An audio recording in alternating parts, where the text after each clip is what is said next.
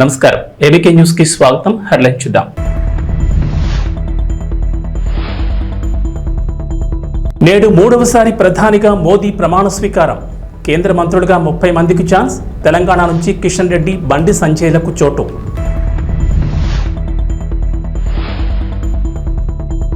కేంద్ర కేబినెట్లో ఏపీ నుంచి రామ్మోహన్ నాయుడు, పెమ్మసాని ధృవీకరించిన టీడీపీ మాజీ ఎంపీ.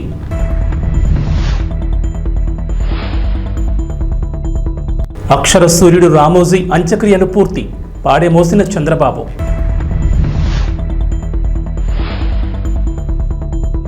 జోరుగా నైరుతి రుతుపవనాలు. తెలంగాణలో 5 రోజుల పాటు వర్షాలు. మోదీ 3.0 ప్రభుత్వం నేడు కొలువు తీరనుంది. ఇవాళ రాత్రి 7 గంటల 15 నిమిషాలకు దేశ ప్రధానిగా మూడోసారి నరేంద్ర మోడీ అనంతరం పలువురు కేంద్ర మంత్రులుగా ప్రమాణ స్వీకారం చేయనున్నారు. అయితే మంత్రులుగా ఎవరెవరు నేడు ప్రమాణం చేయనున్నారనేది ఆసక్తికరంగా మారింది. బీజేపీ వర్గాల సమాచారం మేరకు ఈరోజు 30 మంది నేతలు కేంద్ర మంత్రులుగా ప్రమాణ స్వీకారం చేస్తారు. అయితే ఒకటి కంటే ఎక్కువ పోర్ట్ఫోలియోలను కలిగి ఉండే మంత్రుల సంఖ్య చాలా తక్కువగా ఉండనుందని తెలుస్తోంది. పూర్తిస్థాయి మంత్రి మండలిలో 78 నుంచి 81 మంది మంత్రులు ఉండే అవకాశం ఉందని ఎన్డీటీవీ కథనం పేర్కొంది. నరేంద్ర మోడీ కేబినెట్లో పలువురు మాజీ ముఖ్యమంత్రులు కూడా చేరే అవకాశం ఉందని ఎన్డీటీవీ కథనం పేర్కొంది. ఇక కీలకమైన హోంశాఖ, రక్షణ, ఆర్థిక, విదేశీ వ్యవహారాల శాఖలు బీజేపీ వద్దనే ఉండనున్నాయని విశ్లేషించింది. మౌలిక సదుపాయాలకు సంబంధించి కీలకమైన శాఖలైన ఉక్కు, పౌర విమానయాన, బొగ్గు మంత్రిత్వ శాఖలను కూడా బీజేపీ అట్టిపెట్టుకునే అవకాశాలున్నాయని పేర్కొంది. ప్రధానిగా నేడు ప్రమాణ స్వీకారం చేయనున్న నరేంద్ర మోడీ వరుసగా మూడోసారి ప్రధానిగా బాధ్యతలు చేపట్టిన రెండో వ్యక్తిగా నిలవనున్నారు. మోదీ కంటే ముందు జవహర్లాల్ నెహ్రూ 1952, 1957, 1962లో వరుసగా 3 సార్లు దేశ ప్రధానిగా బాధ్యతలు చేపట్టారు.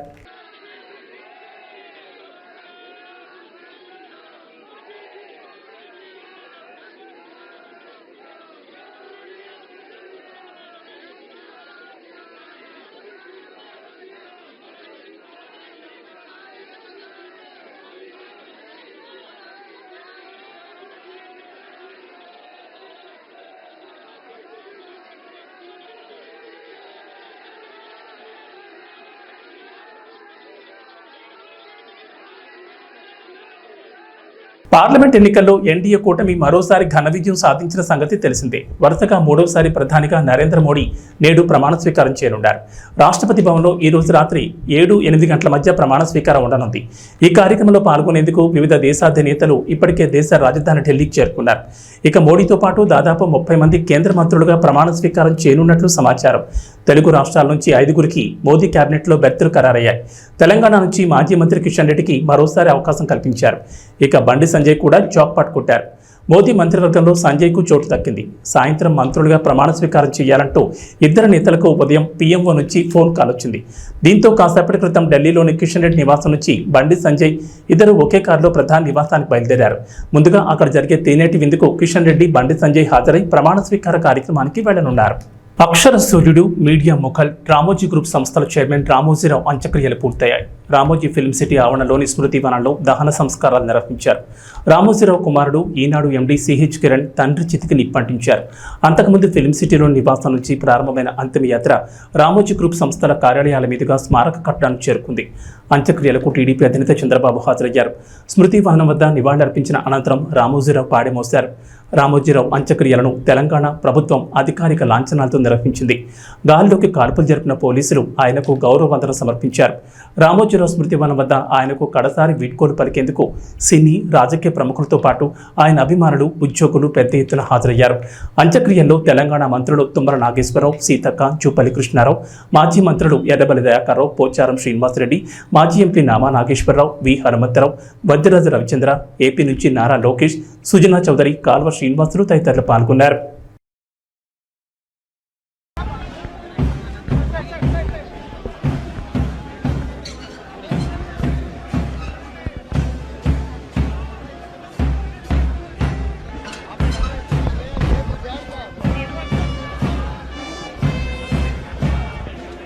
ఏపీ అసెంబ్లీ పార్లమెంట్ ఎన్నికల్లో ఎన్డీఏ కూటమి ఘన విజయం సాధించింది. టీడీపీ, జనసేన, బీజేపీ కలిసి పోటీ చేయగా కూటమి 21 ఎంపీ స్థానాలతో పాటు 164 అసెంబ్లీ స్థానాలతో సూపర్ విక్టరీ సాధించింది.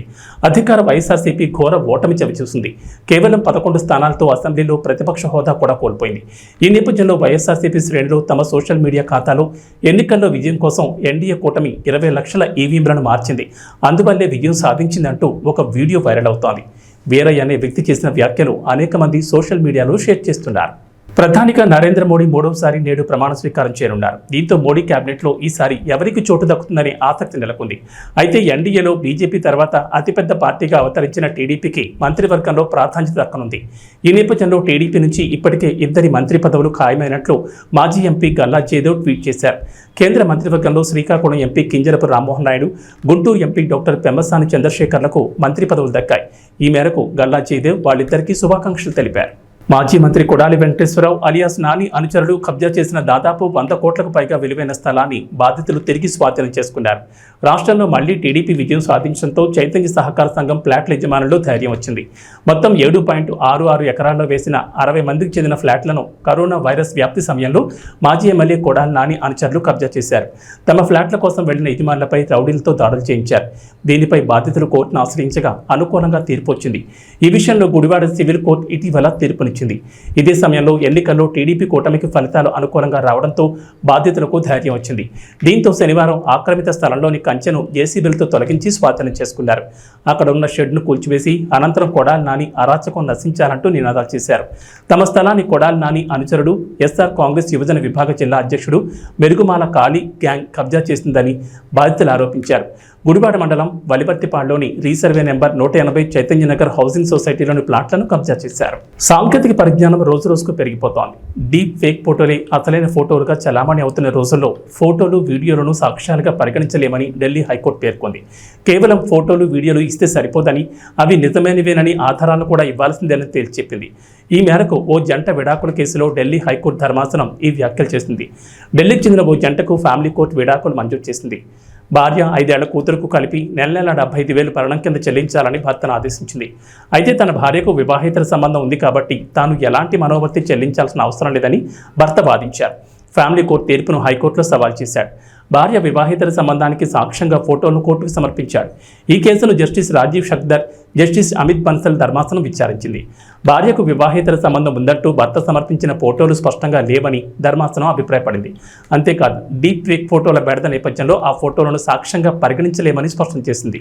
మరింత స్పష్టమైన ఫోటోలు, అవి నిజమైనవేనని ఆధారాలతో కోర్టుకు అందజేస్తే పరిశీలిస్తామని పేర్కొంది. పోరుమామిళ్లపట్నంలోని సీసీఆర్ కాంప్లెక్స్ ఆవరణలో రామోజీరావుకు నివాళులర్పించారు టీడీపీ నాయకులు. వైఎస్ఆర్ కడప జిల్లా పోరుమామిళ్లపట్నంలోని సీసీఆర్ కాంప్లెక్స్ ఆవరణలో తెలుగుదేశం పార్టీ యువ నాయకులు రంగసముద్రం ఎంపీటీసీ కలవకూరు రమణ ఆధ్వర్యంలో తెలుగుదేశం పార్టీ బద్వేల్ మాజీ market yard chairman Cherukuru Chennarayudu, Rangasamudram మాజీ సర్పంచ్ నడిపి వెంకట సుబ్బయ్య, తెలుగుదేశం పార్టీ నాయకులు రమేష్, పాపయ్య, రాష్ట్ర Telugunadu medical and health employees union రాష్ట్ర నాయకులు ముడియాల శ్రీనివాసరెడ్డి మరియు తెలుగుదేశం పార్టీ నాయకులు, కార్యకర్తలు జోహార్ రామోజీరావు అంటూ ఆయన చిత్రపటానికి పూలమాలలు వేసి ఘనంగా నివాళులర్పించారు. ఈ సందర్భంగా వారు మాట్లాడుతూ వివికెగిన తెలుగు వెలుగు అక్షర యోధుడు రామోజీరావు అని కొనియాడారు. అదేవిధంగా రామోజీరావు ఇటు పత్రికా రంగం పైన, అటు పారిశ్రామిక మరియు కళారంగాల్లో ఎనలేని సేవ చేశారని, ఆయన చివరి శ్వాస విడిచి వెళ్లడం చాలా బాధాకరమన్నారు. 30 జన్మించి ఇప్పుడు 2024లో ఈరోజు ఆయన నిన్న చనిపోవడం జరిగింది. ఆయన అక్కడ ఆయన దగ్గర దరిదాపులో ఎంతమంది ఉన్నా కానీ ఆయన కొంతమందికి, చాలా మందికి ఆయన సహాయ సహకారం అందించిండు. ఆయనను సినీ పరిశ్రమలో కానీ, రాజకీయ నాయకులుగా కానీ ఆయనను ఇవాళ కొంతమంది, చాలామంది ఆయన అభిమానులు దేశంలో అందరిలో కలగొట్టి ఆయన్ను చాలా హృదయాలు పెట్టుకున్నారు. ఆయన కుటుంబానికి, ఆయన స్వర్గంలో ఉన్న ఆయనకు అన్నిటికీ మంచి జరగాలని కోరుకుంటున్నాను.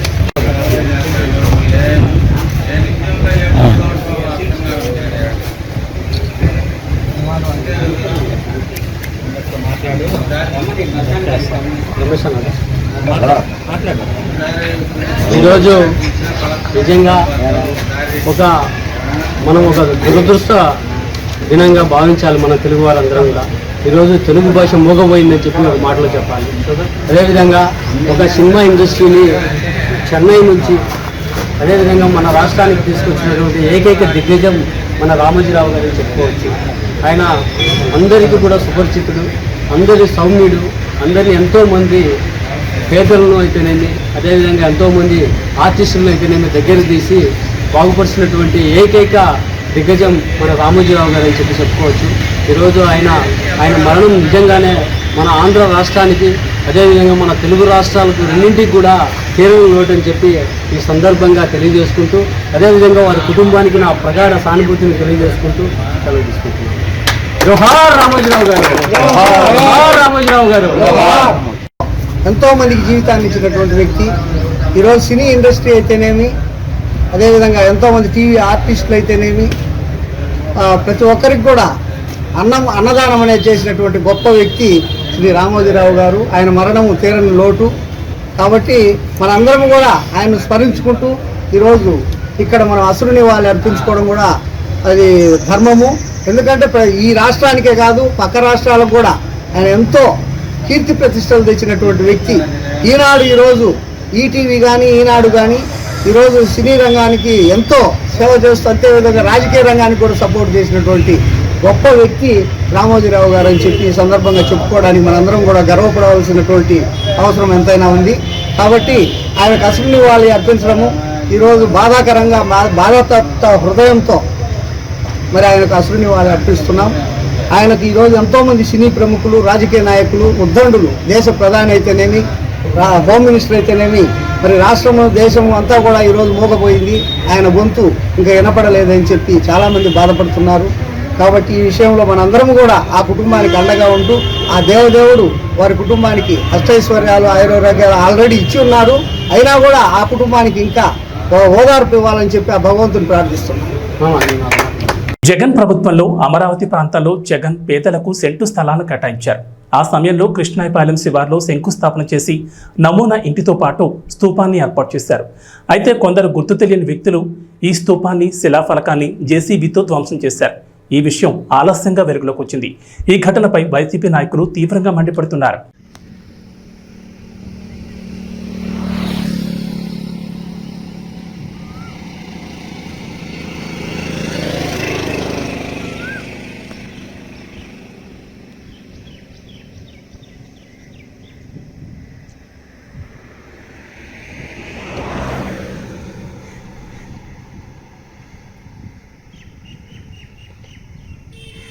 గ్రూప్ 1 ప్రిలిమినరీ పరీక్ష అభ్యర్థులు ఆదిలాబాద్ జిల్లా కేంద్రంలోని పరీక్షా కేంద్రాలకు చేరుకున్నారు. నిమిషం నిబంధన అమలుతో పాటు వర్ష సూచన నేపథ్యంలో గంట ముందుగానే అభ్యర్థులు పరీక్షా కేంద్రానికి చేరుకున్నారు. ఈ మేరకు పోలీస్ సిబ్బంది అభ్యర్థులను క్షుణ్ణంగా పరిశీలించి పరీక్షా కేంద్రాలకు అనుమతించారు. కేంద్రాల వద్ద అభ్యర్థుల కోసం మనీ ఏర్పాటు చేశారు. మరోవైపు పరీక్షా కేంద్రాల వద్ద 144 సెక్షన్ అమల్లో ఉంది.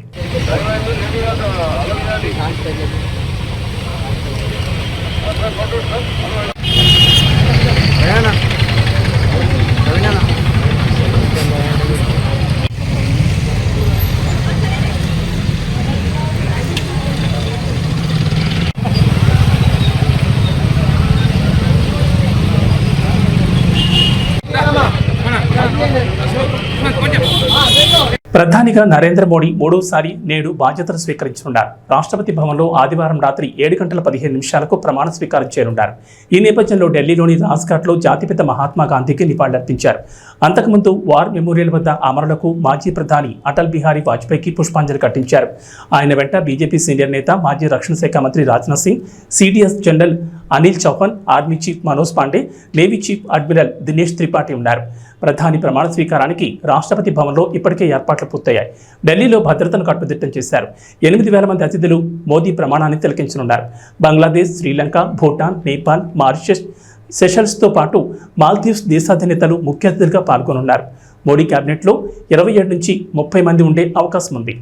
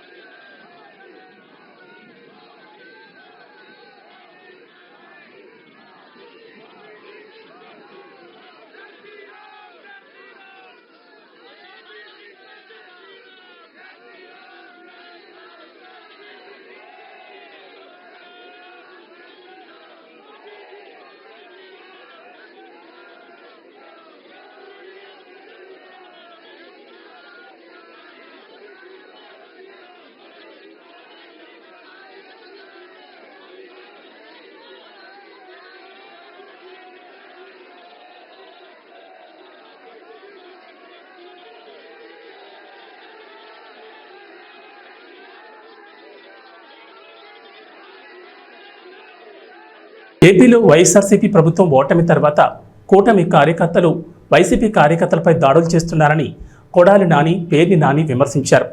కూటమి కార్యకర్తల దాడులపై ఖచ్చితంగా వారిపై పోరాడతామని చెప్పి కొడాలి నాని అన్నారు. ఏపీని హింసాత్మక రాష్ట్రంగా మారుస్తున్నారంటూ కూడా పేర్ని నాని ధ్వజమెత్తారు. మొన్న జరిగినటువంటి అసెంబ్లీ ఎన్నికల అనంతరం లెక్కింపు రోజు నుంచి మొదలుపెట్టి అధికార మదంతో Telugu Desam party, Janasena party rowdy మోకలు ఈ రాష్ట్ర వ్యాప్తంగా రెచ్చిపోయి ధ్వంసాలు చేస్తుంటే, మారణ హోమం చేస్తుంటే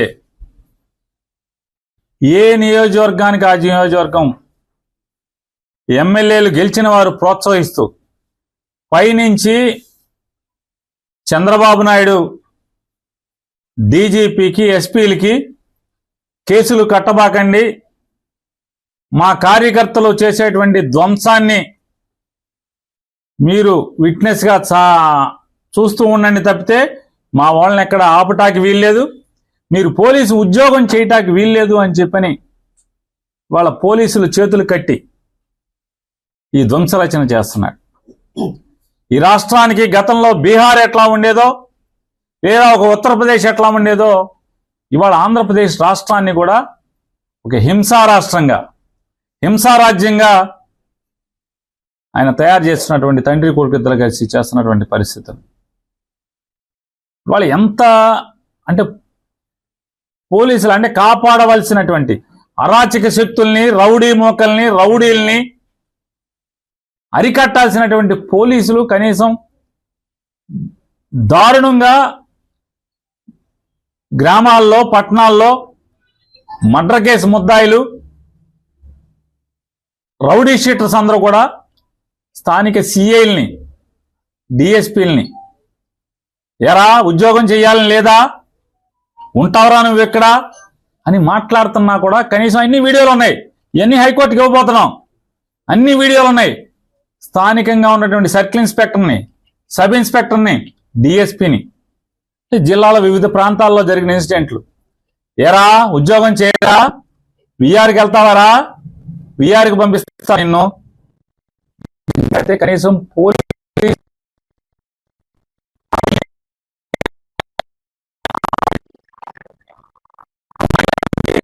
అంటే ఒక ఉదాహరణకి బార్లో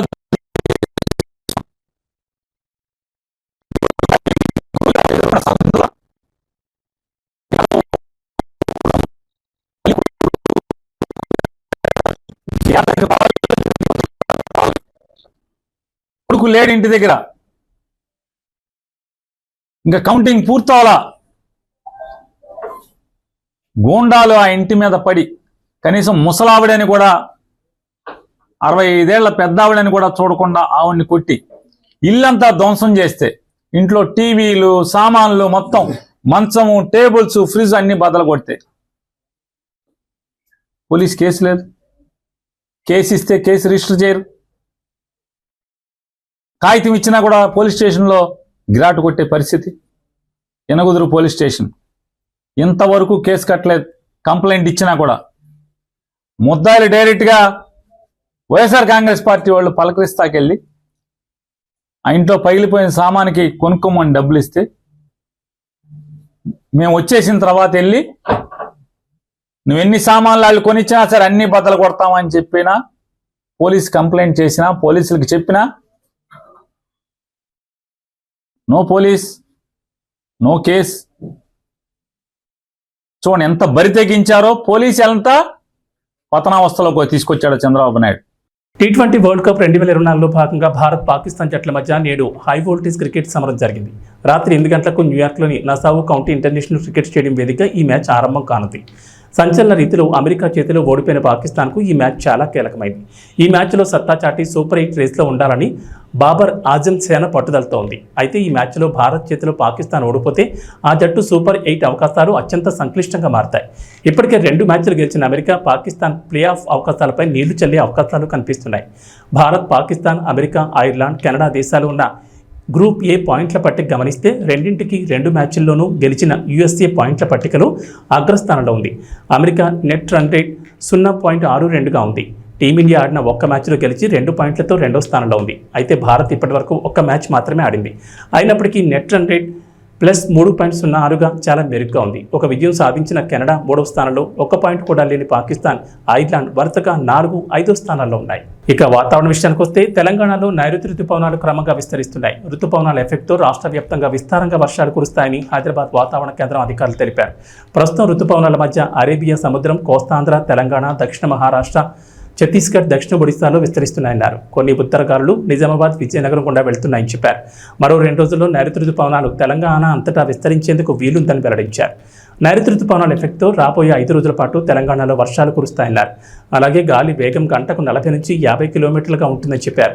ఉరుములు, మెరుపులతో కూడిన వర్షాలు పడే ఛాన్స్ ఉందన్నారు. నేడు ఉమ్మడి మహబూబ్ నగర్, నల్గొండ, రంగారెడ్డి, మెదక్, ఖమ్మం జిల్లాల్లో భారీ వర్షాలకు ఛాన్స్ ఉందన్నారు. ఈ మేరకు ఆయా జిల్లాలకు ఎల్లో అలర్ట్ జారీ చేశారు. ఇక నిజామాబాద్, కరీంనగర్, ఆదిలాబాద్ జిల్లాలో తేలికపాటి వర్షాలు కురవచ్చని వాతావరణ శాఖ అధికారులు చెప్పారు. ఇవి బులెటిన్ విశేషాలు. నమస్కారం.